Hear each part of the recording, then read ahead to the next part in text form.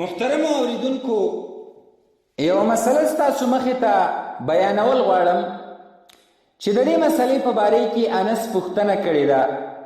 وایي یو سپین ږیری ده نشي کولی چې په اوبو اودس وکړي، آیا د ده لپاره تیمم روا ده او که نه؟ نو فقهای کرام د دې مسلې په باره کې فرمایي که د اودس قوت په دغه کس کې نه و او خادم یې هم نه و نو تیمم کولی شي، یعنی په دې وخت کې ده لره تیمم روا دی.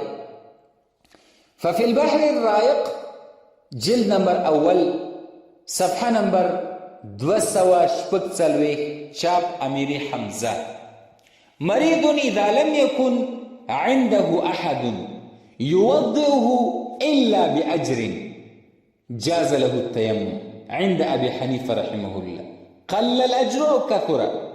وفي الطحاوي على مراقي الفلاح صفحة نمبر 115 چاپ رشيدية: واعلم أن المريض 4 أنواع: من يضره الماء أو التحرك لاستعماله، والثالث من لا يضره شيء من ذلك ولكن لا يقدر على الفعل بنفسه فحاله لا يخلو إما إن يجد أن يوضئه أو لا،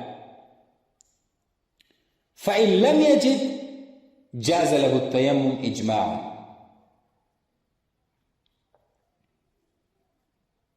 وفي الفقه الحنفي في ثوبه الجديد جلد نمبر اول صفحه نمبر 155 چاپ حقانيه: والعذر المبيح للتيمم اما فقد الماء او العجز عن استعمال الماء.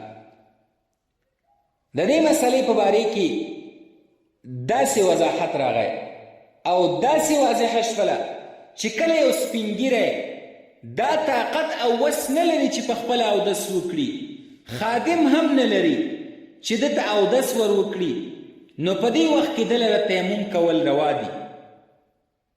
والله اعلم بالصواب.